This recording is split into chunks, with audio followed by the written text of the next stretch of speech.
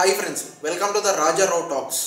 ఇది ఒక spiders USA వాళ్ళ తెలుగులో అయితే డబ్ చేసి రిలీజ్ చేశారు. లిటరల్లీ చెప్పాలంటే సెకండ్ హాఫ్ లిటరల్లీ చాలా బాగుంది. హర్రర్ ఫీల్ అయితే వస్తుంది. ఫ్యామిలీతో కూర్చొని మరి హ్యాపీగా చూడవచ్చు. అసలు బేసిక్ కాన్సెప్ట్ ఏంటి, సినిమా ఎలా ఉంది, సింపుల్ క్లారిటీ చెప్తా. ప్లీజ్ నా ఛానల్ 1000 సబ్స్క్రైబర్ దగ్గరగా ఉంది ఫ్రెండ్స్. ప్లీజ్ ఒక లైక్, ఒక సబ్స్క్రైబ్ కొట్టేశారు కదా, థ్యాంక్ యూ. ఇంకా మన బేసిక్ కాన్సెప్ట్ ఏంటంటే, కలేప్ ఇతను ఒక హీరో. బేసిక్ ఇతను ఏంటంటే, ఇతను 30 ఏళ్ళు వచ్చినా కూడా సింగిల్గా తన సిస్టర్తో, తన ఒక బెస్ట్ ఫ్రెండ్తో అయితే ఉంటాడనమాట. సర్టన్ టైంలో ఏంటంటే వాళ్ళ ఫ్రెండ్తో కూడా గొడవలు పడటం, సిస్టర్తో హ్యాపీగా ఉండడం, అలా ఫస్ట్ హాఫ్ అంతా కొంచెం రొటీన్గా వెళ్ళిపోతూ ఉంటుంది. సెకండ్ హాఫ్ అంతా ఏంటంటే మనోడు బయటికి వెళ్ళి సడన్గా ఒక బాక్స్లో ఒక స్పైడర్ని అయితే తీసుకొస్తారనమాట.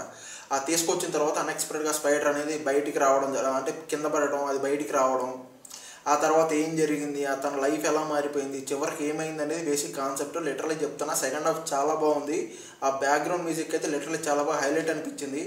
అసలు ఇంకా సినిమా ఎలా ఉంది ఏంటి అనేది మాట్లాడుకోవాలంటే, ఫస్ట్ హాఫ్ అంతా లిటరల్లీ చాలా అంటే కొంచెం స్లోగానే ఉంటుంది. ఏంటి నెక్స్ట్ ఏంటి అనేది కొంచెం క్యూరియాసిటీ బిల్డ్ చేస్తుంది.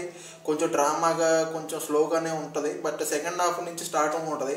సెకండ్ హాఫ్లో మనకు కావాల్సిన ప్లాట్ అంతా నడుస్తూ ఉంటుంది. ఆ స్పైడర్ కానీ, ఆ హర్రర్ ఫీల్ కానీ, థ్రిల్లింగ్ కానీ చాలా బాగా హైలైట్ అయితే ఇచ్చారు. బ్యాక్గ్రౌండ్ మ్యూజిక్ లిటరల్లీ హైలైట్ ఈ సినిమాకి. తెలుగు డబ్బింగ్ కూడా చాలా బాగా అనిపించింది. వాళ్ళ యాక్టింగ్ కానీ, తర్వాత తన లైఫ్ ఏమైంది, తన ఫ్యామిలీకి ఏమైంది, ఇదంతా కూడా కోవిడ్ టైంలో జరిగిన సిచ్యువేషన్స్ అనమాట. ఇంక ఈ సినిమాని ఫ్యామిలీతో కూర్చొని మరి హ్యాపీగా ఎంజాయ్ చేయొచ్చు ఫ్రెండ్స్. ఓకేనా? ఇంకా నా రివ్యూ నచ్చితే ఒక లైక్, ఒక సబ్స్క్రైబ్ కొట్టేసాను ఫ్రెండ్స్. Thank you.